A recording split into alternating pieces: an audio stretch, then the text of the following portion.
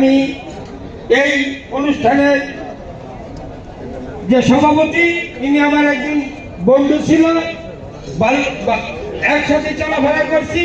আমরা নগরপাড়ার যখন আমরা কর্মস্থল ছিল একসাথে আমরা চাকরি করছি এবং আমার একটি বন্ধুবল আব্দুর রাজ্জাক ভাই সহ আজকের এই অনুষ্ঠানে সংগ্রামী প্রধান অতিথি আমার রাজপথের লড়াকু সৈনিক বাসনবাড়ি থানার সংগ্রামী সভাপতি তানভীর সিরাজ সহ আমার আরেক বড় ভাই 14 নং ওয়ার্ডের সংগ্রামী সভাপতি আতাউর রহমান ভাই, আমার 13 নং ওয়ার্ডের সংগ্রামী সাধারণ সম্পাদক আবুল হোসেন সহ আমাদের 13 নং ওয়ার্ডের দপ্তর সম্পাদক সহ উপস্থিত নেতৃবৃন্দ, উপস্থিত আজকে প্রিন্ট মিডিয়া সহ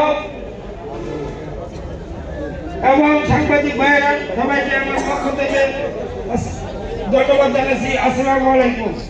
আজকে সুন্দর একটি অনুষ্ঠান উপভোগ করবেন, এই কথা আমি বেশি কথা বাড়াবো না, তবে একটা কথাই বলবো, আপনারা জাতির বিবেক, আপনারা আপনাদের লেখনী জাতি রাষ্ট্র বিভিন্ন মানুষের জ্ঞান ধারণা আপনারা তার লেখার মাধ্যমে মানুষের কাছে পৌঁছে দিবেন।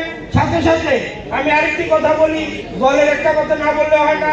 তারেক রহমানের 31 দফা রাষ্ট্র সংস্কার কাঠামো, এইটা আমরা যারা বিএনপি করি এইটা আমাদের ঘরে ঘরে পৌঁছে দিতে হবে। এবং একটি কথা বলি, আপনার সাংবাদিক সত্য কথা লাগবেন।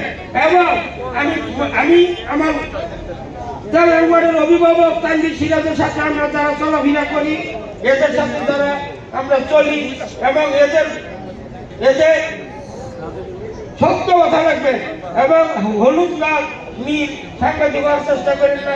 আমরা আপনাদের সম্মান করি, তানভীর সিরাজ সাংবাদিকদের খুব সম্মান করে। যারা আমাদের ভাই আছে, আগামী দিনে আমরা সুন্দর নিউজ পরিবেশন করবেন। আপনাদের যে দাবি আমি তানভীর সিরাজকে বলবো তাদের একটা স্থায়ী আসন দেওয়ার জন্য এই বাসনবাড়ি দেশ খেলাবে সবাইকে আমি সবাই অনুরোধ করবো তার কাছে আপনাদের একটা স্থায়ী আসন দেয় এই কথা বলে